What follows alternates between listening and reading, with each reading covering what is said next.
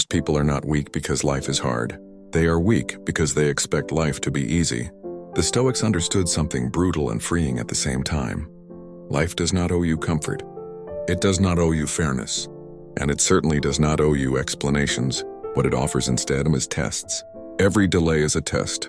Every insult is a test. Every loss is a test. And the real question is never, why did this happen?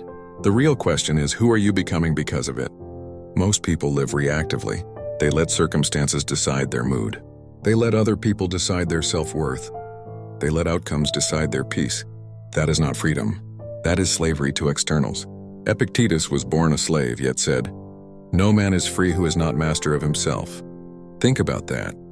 A man in chains understood freedom better than most people today. Because freedom is not doing whatever you want. Freedom is not escaping discomfort. Freedom is self-command, the ability to remain steady when life pushes you off balance. The Stoics divided life into two categories: what you control, what you don't, your opinions, your actions, your discipline, your reactions. These are yours.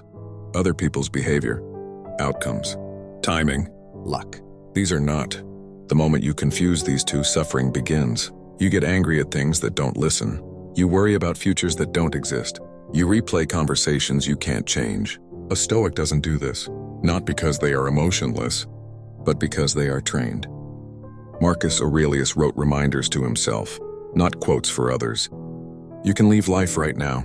Let that determine what you do and say and think. That wasn't dark. That was clarity. When you remember how temporary everything is, petty things lose their power over you.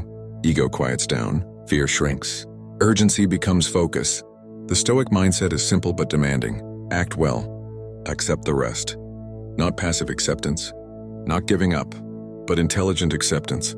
You do your part fully, and you release attachment to the result. Because attachment makes you fragile. When your happiness depends on outcomes, you become anxious. When your identity depends on approval, you become controllable. When your peace depends on comfort, you become weak. Stoicism hardens you in the right places and softens you in the right ones. It teaches you to expect difficulty, so you're not shocked by it. The Stoics practice something called premeditatio malorum, imagining loss before it happens, not to suffer twice, but to be ready once.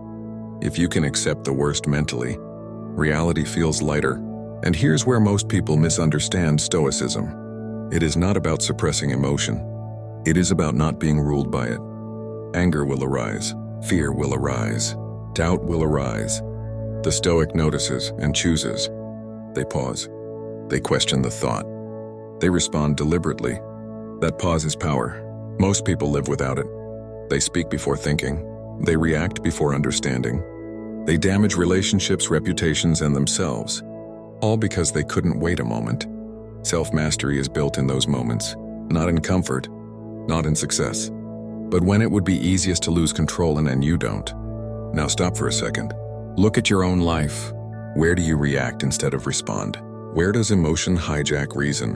Where do you give power away without realizing it? This is the real work, and if this question is landing, this is the moment to engage. Comment this below. What emotion do you struggle to control the most? Awareness is the first step toward mastery. The Stoics believed character is built privately. No audience, no applause, just repeated right action. Marcus Aurelius again. Waste no more time arguing what a good man should be. Be one. Not someday, not when conditions improve. Now, you don't need motivation. You need discipline. You don't need confidence. You need consistency. You don't need life to change. You need to change how you meet it. Because when you master yourself, nothing outside can truly defeat you. This was a Stoic chapter. What should the next chapter be? Like the video.